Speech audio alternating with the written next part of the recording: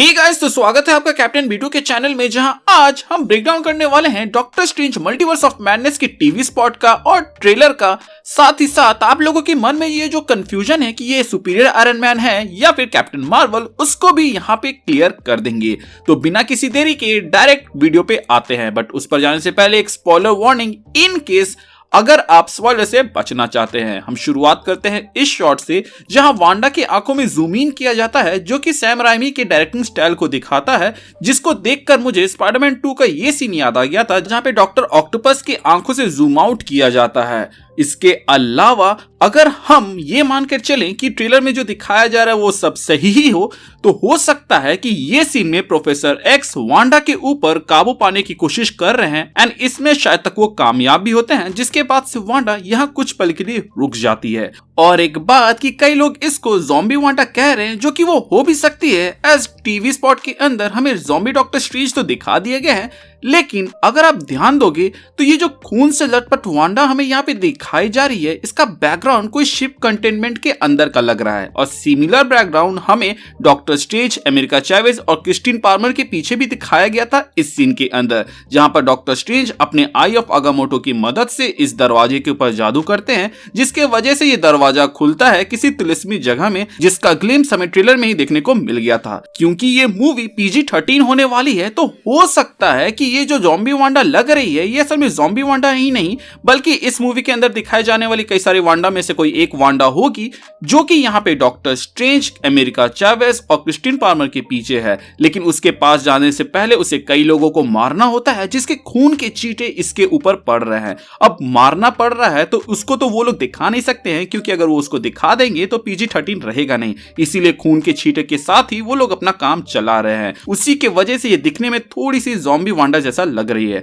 आंखों में zoom in होने से पहले अगर आप उसके रिफ्लेक्शन में ध्यान दीजिएगा, तो जिस तरह का लाइटनिंग कंडीशन वो दिख रहा है, वो एक बॉक्स जैसा बन रहा है। एंड वो आप टीवी स्पॉट के इस सीन के अंदर भी देख सकते हैं, जहां पर अमेरिका चैवेज यहाँ पे शायद तक किसी चीज में कैद है, और सिमिलर टाइप की चीज आप उसके इस साइड में भी देख सकते हैं, लेकिन ये हमें कंप्लीट नहीं दिखाया गया है, बस थोड़ा सा दिखाया गया है। तो यहाँ पर ऐसा हो सकता है कि ये वांडा अमेरिका चैवेज के पीछे पड़ी हो, और क्रिस्टिन पार्मर की ये जो वेरिएंट है वो इस बात को समझ जाती है, और वो अमेरिका चैवेज को साथ लेकर डॉक्टर स्ट्रेंज के पास जाती है, जहां डॉक्टर स्ट्रेंज आई ऑफ अगामोटो की मदद से दरवाजा के ऊपर जादू करते हैं, ताकि वो लोग इस जगह से किसी दूसरे जगह में चले जाए, जैसा कि मैंने आपको अभी अभी बताया। अब बात करें इस सीन की, जहां पे हम डॉक्टर स्ट्रेंज को अपनी मूर्ति की ओर देखते हुए पाते हैं, तो यहाँ पर मैंने आपको अपने क्विक ब्रेकडाउन के अंदर ये बताया था कि ये मुझे लोकी की याद दिलाता है, जहां पर लोकी थॉर रैग्नारॉक मूवी के अंदर एसगार्ड के ऊपर अपने शान के लिए एक मूर्ति बनवाता है। वैसे ही इस यूनिवर्स के डॉक्टर स्ट्रेंज ने भी अपना मूर्ति बनवाया हो,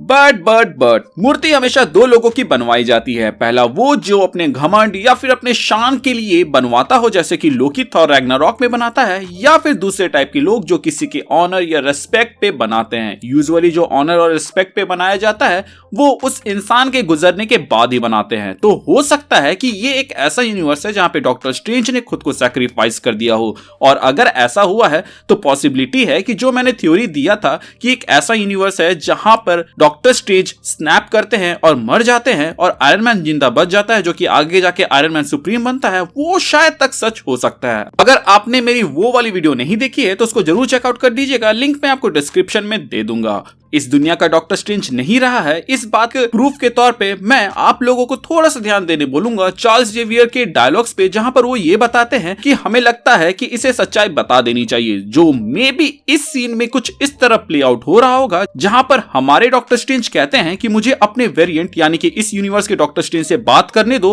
वो आपको समझा देगा कि यहाँ पे क्या माजरा है और मैंने ऐसा क्यों किया है। जिस पर प्रोफेसर एक्स कहेगा कि लगता है हमें इसे सच्चाई बता देनी चाहिए कि इस यूनिवर्स का डॉक्टर स्ट्रेंज मर चुका है। अब बात करें टीवी स्पॉट के इस सीन की, जहां पर कांच टूटने के इफेक्ट हमें दिखाए जा रहे हैं, जो कि व्हाट इफ के इस वॉल के जैसे लग रहा है जिससे वॉचर देखता था, प्लस डॉक्टर स्ट्रेंज और अमेरिका चैवेज जब दूसरे डायमेंशन में गिर रहे होते हैं तो सेम टाइप का इफेक्ट दिखता है। वैसे तो मुझे थोड़ा सा ऐसा लग रहा है कि जहां पर ये लोग गिर रहे होते हैं ये थोड़ा इनकम्प्लीट वीएफएक्स है, बट हो सकता है कि वो कोई ऐसी दुनिया हो जिसका वो दिखने का तरीका ही ऐसा हो। इसके अलावा एक र्यूमर थी कि इसी तरह के गिरने वाले सीन के अंदर एक रिफ्लेक्शन के अंदर हमें सिल्वी दिखाई जाएगी। अब पता नहीं वो कितना सच होगा, वो तो मूवी आने के बाद पता चलेगा। अब वापस आते हैं अपने ट्रेलर ब्रेकडाउन के अंदर। तो गाइस, मैंने अपने क्विक ब्रेकडाउन के अंदर ये कहा था कि ये डॉक्टर डूम हो सकता है, जो कि बहुत लोगों को नहीं जमा था। बट ट्रेलर के इस सीन में आप वॉल में डॉक्टर डूम के जैसे ही कार्विंग देख सकते हैं